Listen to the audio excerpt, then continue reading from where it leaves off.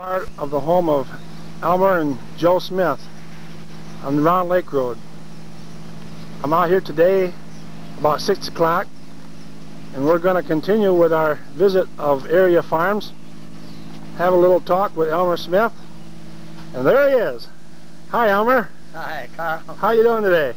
Well, all right. We've been kind of busy today. Well, I certainly appreciate you asking me out here and going to give me a look-see of the place and see a little bit about what's going on.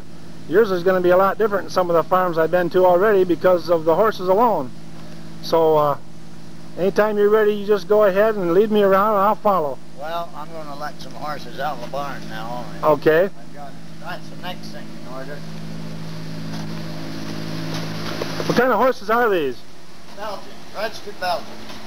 They're all registered. How long have you had them?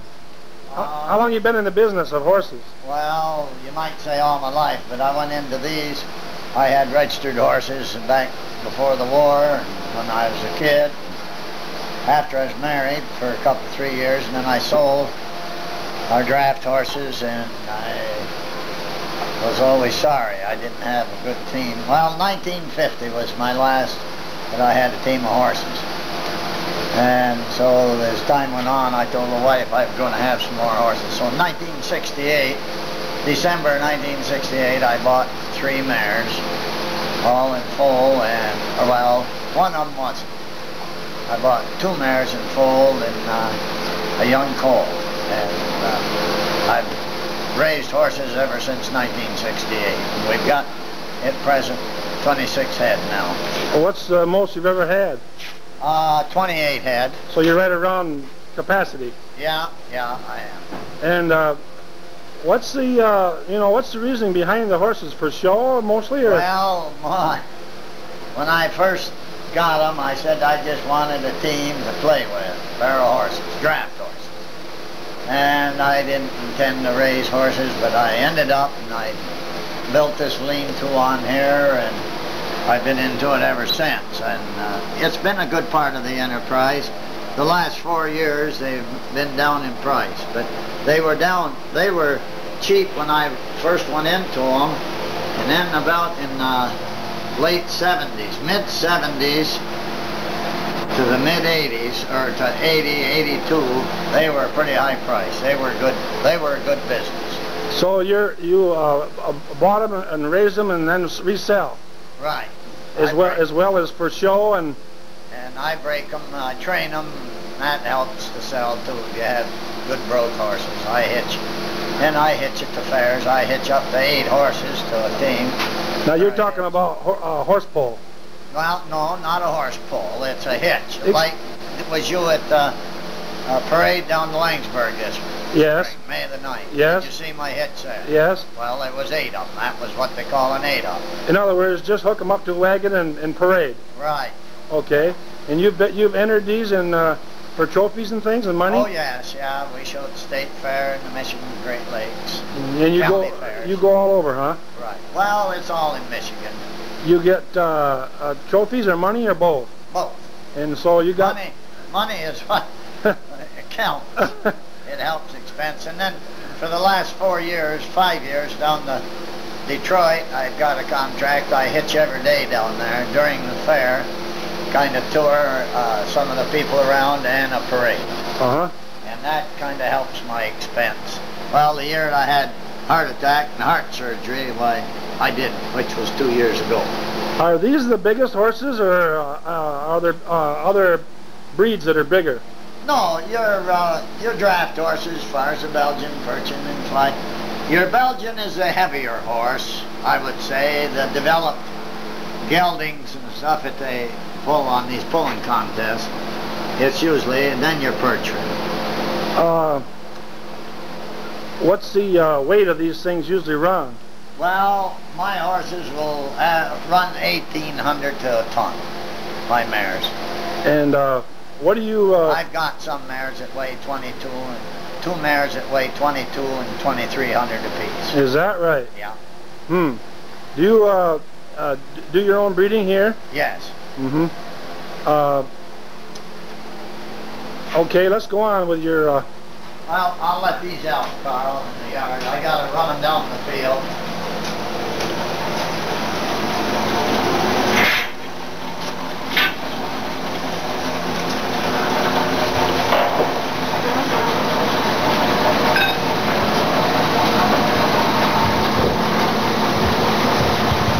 You can go up to that end there and I'll...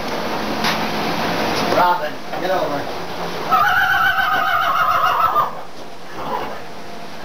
Back. Back, Robin.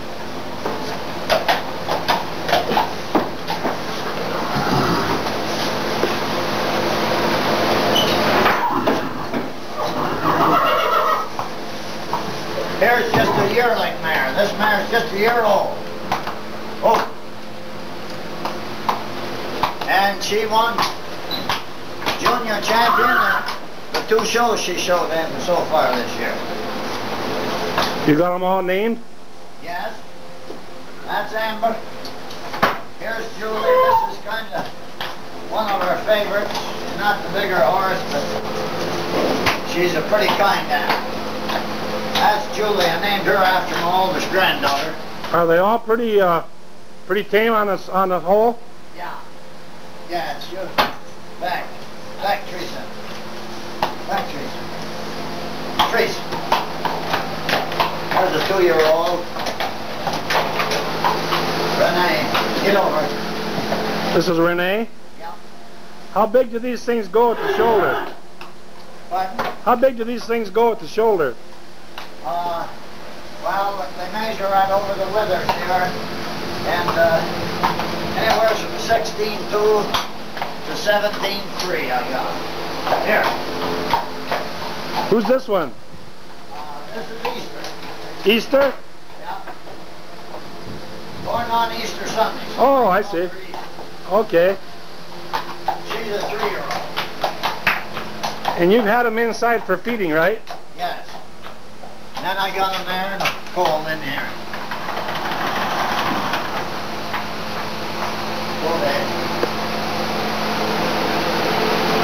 That colt's just 3.5 months old. I call her Jennifer, and here's her mother, Jan. Here.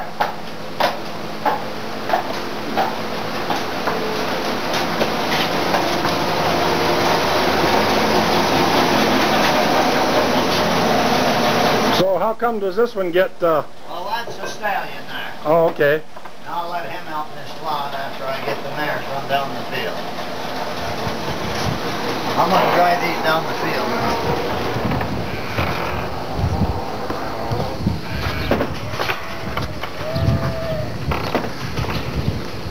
What do you feed them? Hay, oats. You raise it all yourself? Yeah, we raise all of our food. How many acres you got here, Elmer? 170. How much of that do you put into crops? Well, let's see where the building's set here. There's 10, 15. About 155 acres is tillable. And how long have you lived here? All my life. Did, My first year I was married, I lived down in Linesburg in my granddad's house, Grandpa Pyatt, Seymour Pyatt. Right. I lived in his house, and we moved out here. Well, I was married December, year and a half. We lived down there. Then my folks moved down there, and we moved out here. And what year was that?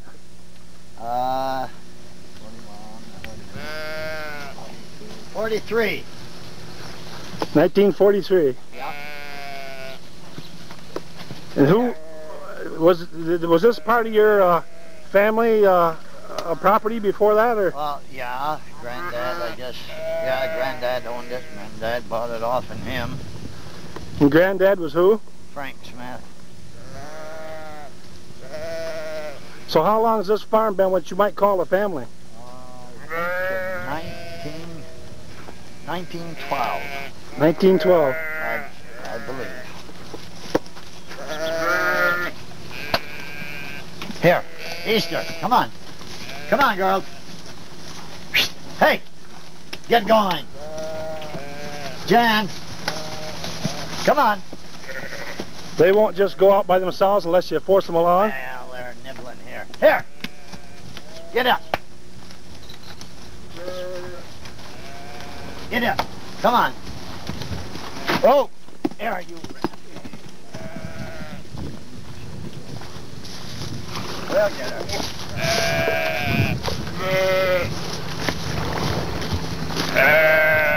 Oh. Oh. Come on.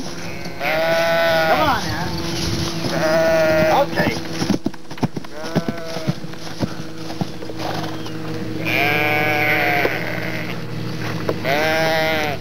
You ever have any, you must have to watch them pretty careful when you do your hitching and stuff at fairs and things with kids and people, don't you? Well, yes, we try. We usually have people helping off, stand around trying to keep kids back. So many people, I'll tell you, that you take little kids and their parents don't look after them like they should. Yeah. It's really not the kids' fault as much as it is parents sometimes. Come on. Come on.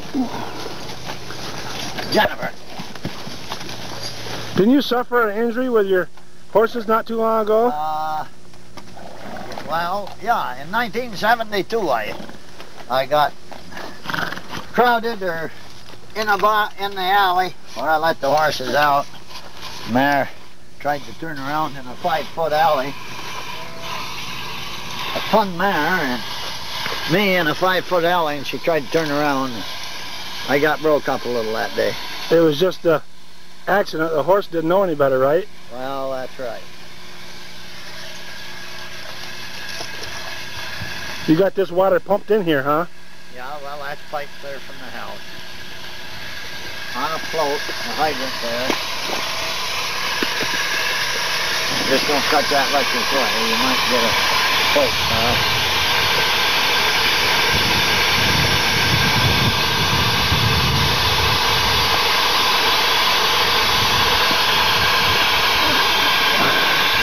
This is your watering trough for out. This is as far as it goes, and they know it. Yeah. No, it doesn't go any further out. No, that's it, right there.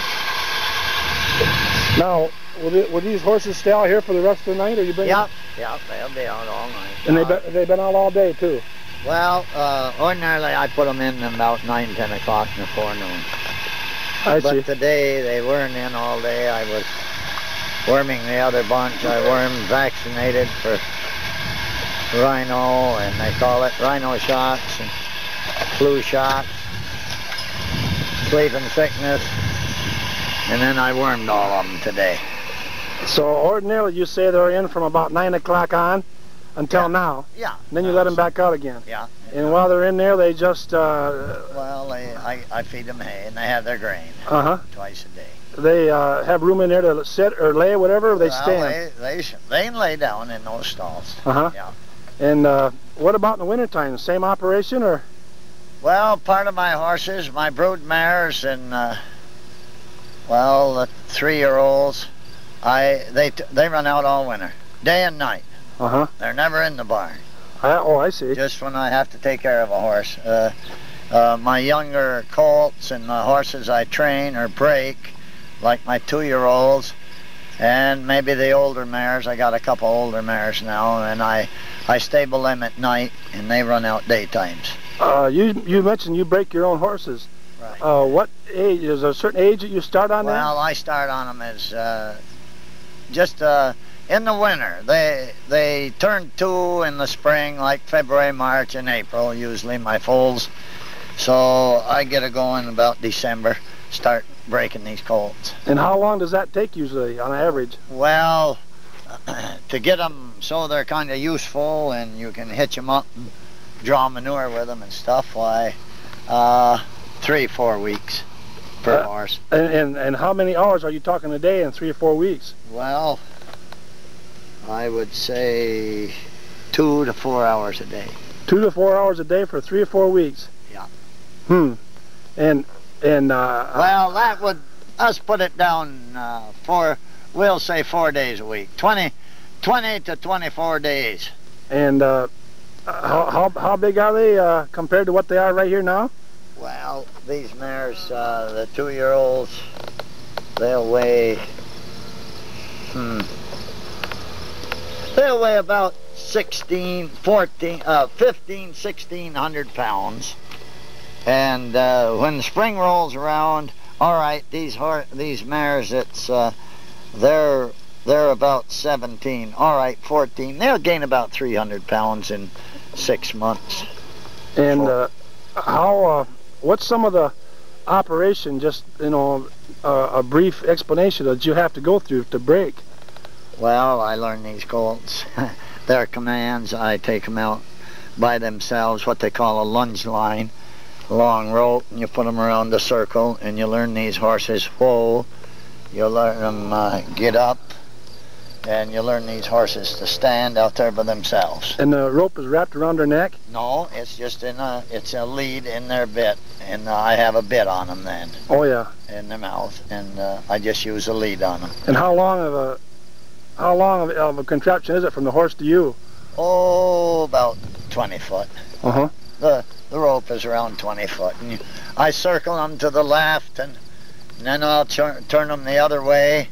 I circle them to the right, change my lead around on the other side, and when these animals get so they stop any place on that circle by me saying whoa, I've accomplished what I want in that process, or with that degree. Right. And then I start driving them. I line drive them. I just put a set of lines on them and get behind them and start driving them single a time or two.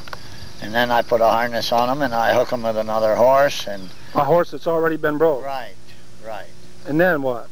Well, I hook them on a cart or the manure spreader, or the sleighs. If we have snow, I use the sleighs quite a lot. Anything so they get used to pulling? Right. And then it goes from 2 up to what? 6 horses? Well, yeah, you get them broke real well, and then you start hooking them in a multiple hitch. And 6 is your maximum? Well, yeah, as far as showing, I've hooked 8 last fall, and we hooked 8 down there in Laingsburg this spring. Well, it was May.